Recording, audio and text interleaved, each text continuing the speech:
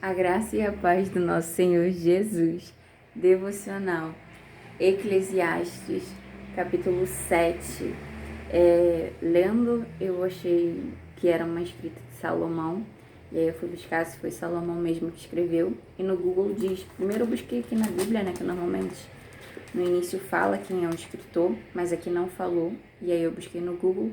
E no Google diz que não se sabe quem foi, mas pelo indicativo, né? Pela escrita, por algumas coisas que foram escritas, indica que foi Salomão mesmo que escreveu. E eu tive essa impressão ao ler.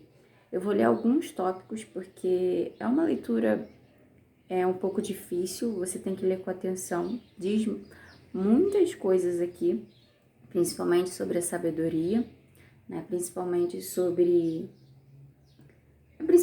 a sabedoria, porque tudo que está falando aqui ronda a sabedoria, né? O princípio da sabedoria e da tolice.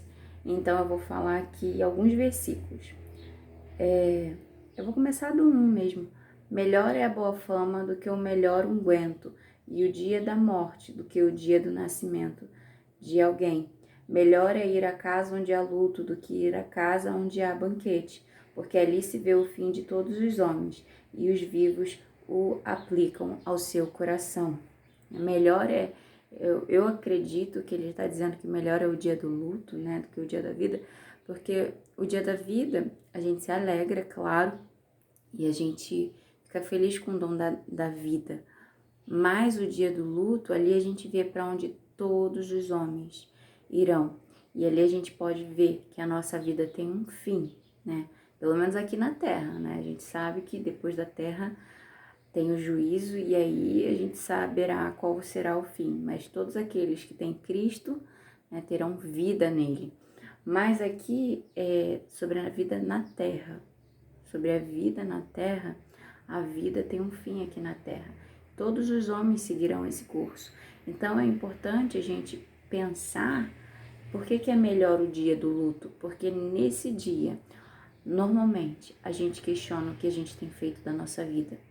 O que a gente tem feito da nossa vida, para onde a gente está indo, o que a gente está fazendo.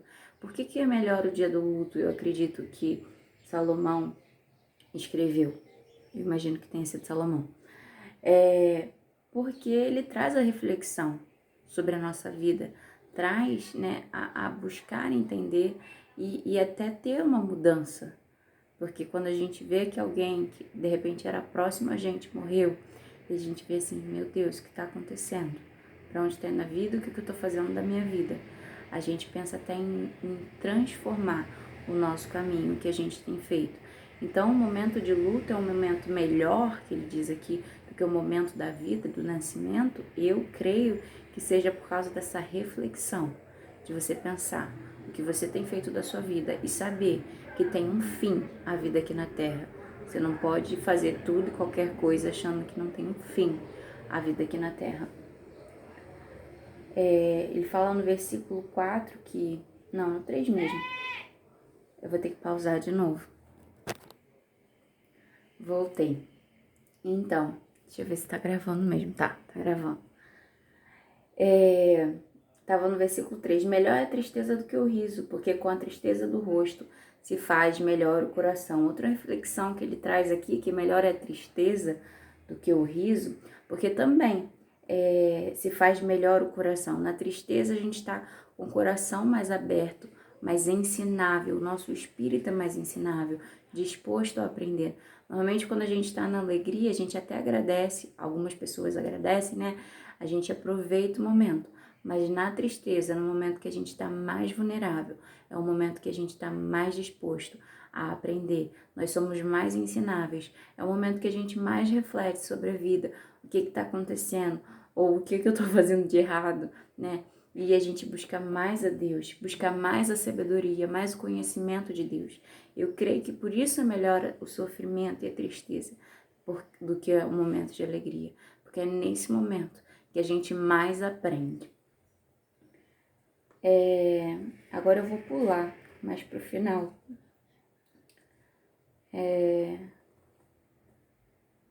No versículo 9 diz: Não te apresses no teu espírito a irar-te, porque a ira abriga-se no seio dos tolos, né? Aqui tá bem claro, né? Tá dizendo que pra gente não se apressar em irar, a gente não se irar com facilidade, mesmo que a raiva vem, né? Se afasta um pouco, respira, ou, né? Se você pode, se cala, só escuta, né? O Senhor, ele ensinou melhor do que ninguém isso, Jesus Cristo, né? Jesus Cristo sofreu, Jesus Cristo foi caluniado, ele sofreu muitas coisas, mas ele sofreu calado. Não se apresse a irar.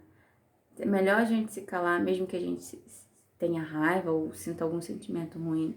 Melhor se calar por um tempo. E aí depois, eu sei que é difícil, mas faz isso.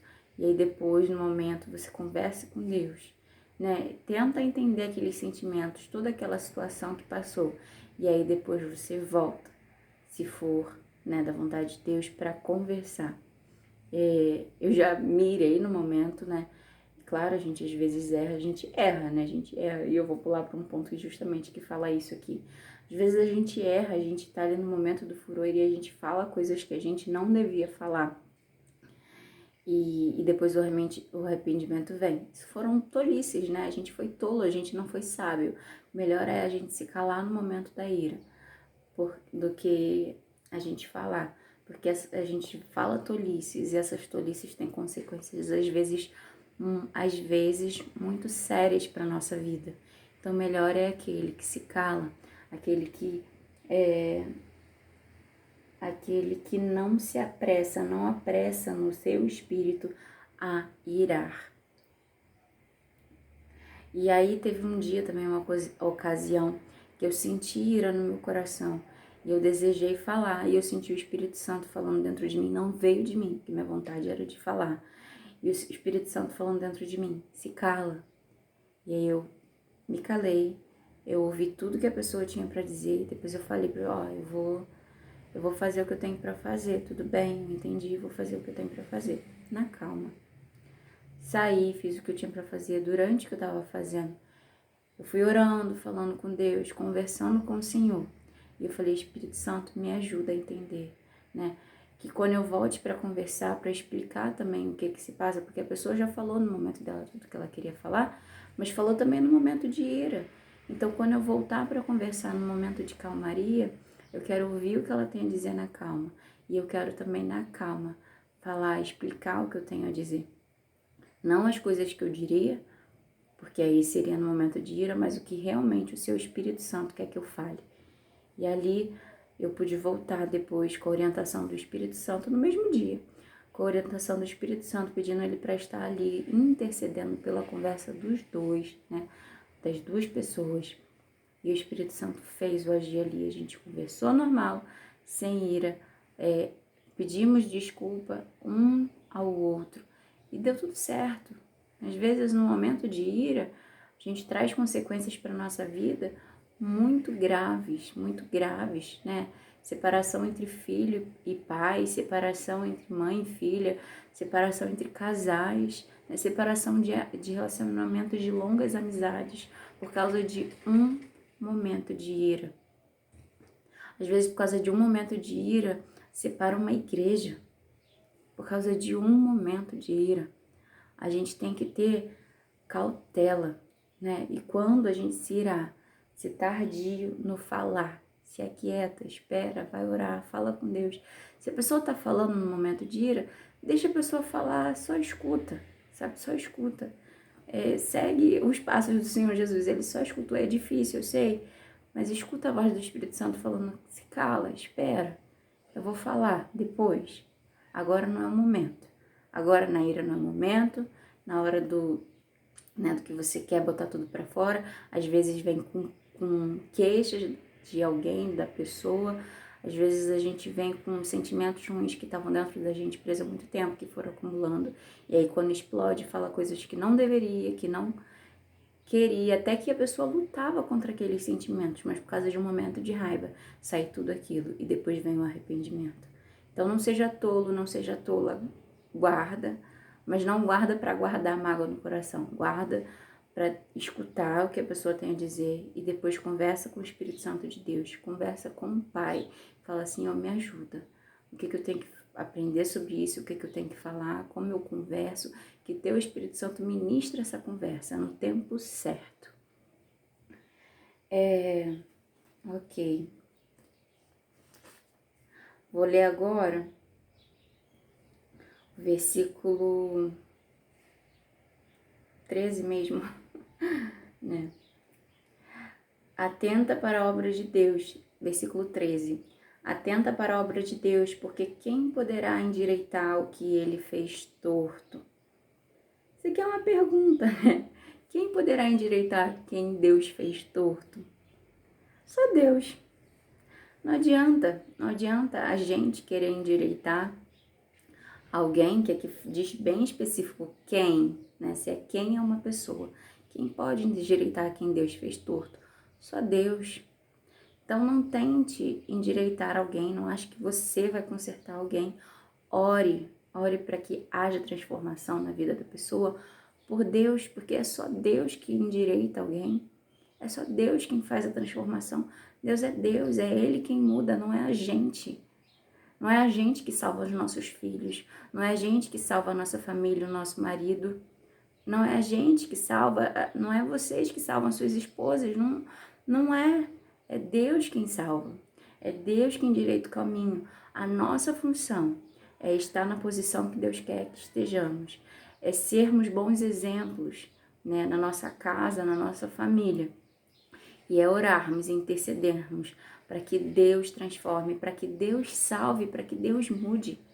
É com o coração buscando o bem da pessoa. Não que a pessoa vá fazer algo para você, eu quero que a pessoa mude porque ela é assim para mim. Não, eu quero que a pessoa mude porque eu sei que o melhor caminho é na presença de Deus. Então eu quero buscar a salvação para essa pessoa, mas como buscar? Só orando. É o que você pode fazer. É Deus quem muda, orando e dando bom exemplo. Porque quando o outro, você está orando pelo outro, mas você está sendo um mau exemplo na tua casa, na tua família, ou nos meios que você tem se colocado, o que essa pessoa vai aprender? Que Deus é esse que a pessoa vai conhecer de você. Então ore, mas dê o exemplo que Deus te chama a dar. A pequenininha acordou, então eu tive que pausar de novo. Vou continuar no versículo 19. A sabedoria fortalece o sábio, mais do que 10 governadores que haja na cidade. Aí, isso aqui está bem claro também, que a sabedoria nos fortalece, né?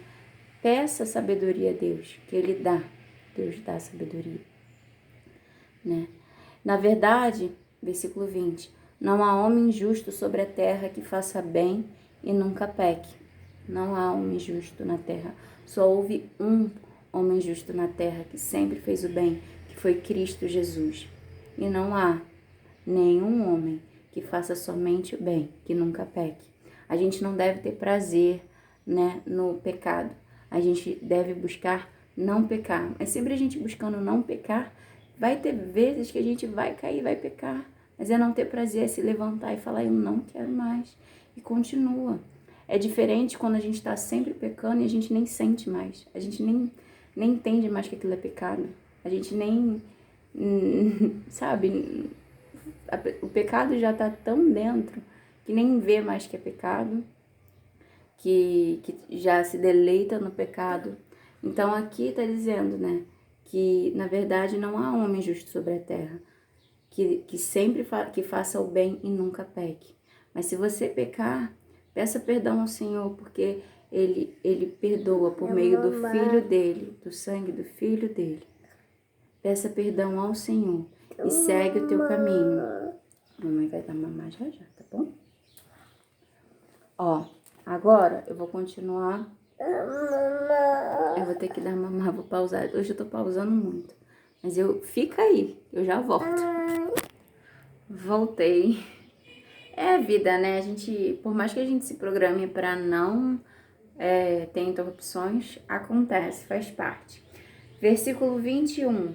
Tampouco apliques o teu coração a todas as palavras que disserem, para que não venhas a ouvir que o teu servo te amaldiçoa, porque o teu coração também já confessou muitas vezes que tu amaldiçoastes a outros. Não coloque o teu coração em tudo aquilo que dizem para você. né? Tudo aquilo que você ouve que disseram sobre você. Aqui está dizendo, porque até o teu coração já confessou muitas vezes que tu amaldiçoastes a outros. Não coloque o teu coração em tudo que dizem sobre você ou sobre o que disseram sobre você, né?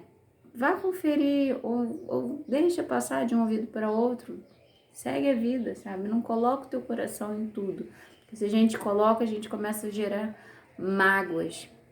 E a mágoa, ela adoece a gente. E não é da vontade de Deus que a gente sinta mágoa. Tanto que Ele quer tirar essa mágoa da gente. Ele pede, olha, se tem problema com um irmão teu, vá lá resolver, sabe? Não deixe as coisas pendentes. Para não chegar no dia do juízo, isso vir contra a gente, né?